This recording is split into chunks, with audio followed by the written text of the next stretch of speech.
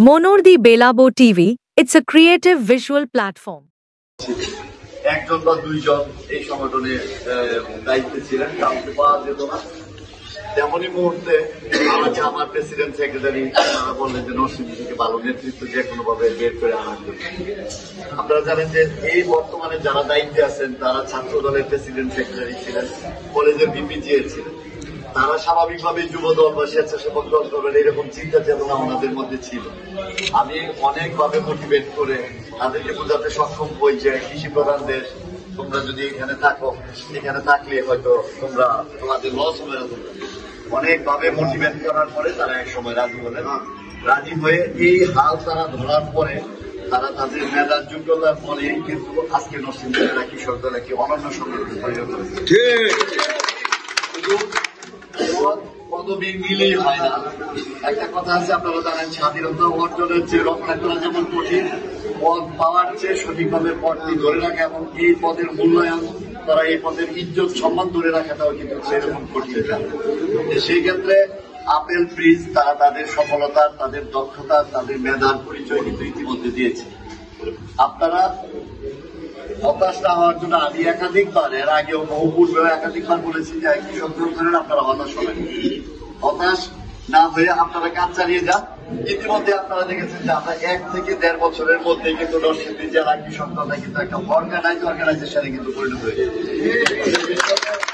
আপনারা যদি এর মধ্যে যে নতুন ইউনিটগুলি দেওয়া হয়েছে, যে ইউনিটগুলি আপনারা নতুন নেতৃত্ব আসছেন, আপনারা যদি খুব কম সময়ের মধ্যে আপনাদের ইউনিয়নগুলি দেন, আপনারা ইয়েগুলি দেন, তাহলে দেখবেন যে আপনাদের নেতৃত্ব কিন্তু বিকশিত হবে।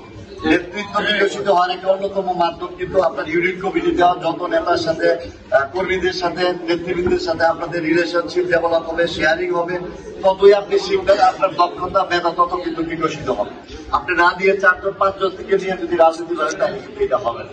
এই জন্য আপনাদের কাছে আবারও বিনীত অনুরোধ থাকবে, সামনের যে আমাদের কঠিন সময়, আমাদের চারদিকে শোষণ, চারদিকে বিভিন্ন অপপ্রচার আমাদের বিরুদ্ধে, সেই অপপ্রচার থেকে আমাদের বাঁচতে হলে আমাদের কিন্তু ডোর টু ডোর জনগণের কাছে যাওয়া লাগবে, জনমানুষের কাছে যাওয়া লাগবে। মানুষ দেখিয়া তারেক রহমানের এই 31 দফা রাষ্ট্র মেরামতের যে কর্মকাঠামো যেগুলি উনি ঘোষণা করেছেন, কৃষকদের জন্য কি করবেন, শিক্ষার জন্য কি করবেন, বেকারদের জন্য কি করবেন, এই বিষয়গুলি যদি আপনারা জনগণের কাছে যদি তুলে ধরেন, তাইলেই কেবল সামনের নির্বাচনে ধানের শীষ বিজয়ী হবে। আপনারা ভালো থাকতে পারবেন, আমরা ভালো থাকতে পারবো, আমাদের দল ভালো থাকতে পারবে।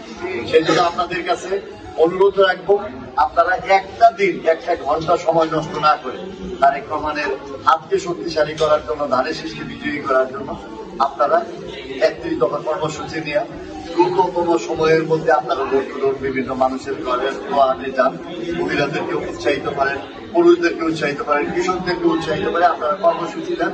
সেই কর্মসূচিতে আপনারা যখন ডাকবেন আমি আপনাদের পাশে থাকবো। আবারও আপনারা এই কষ্ট করে এখানে আসার জন্য আপনাদেরকে আমি ধন্যবাদ এবং কৃতজ্ঞতা প্রকাশ করে আজকের মতো এখানে শেষ করছি। ধন্যবাদ সবাইকে।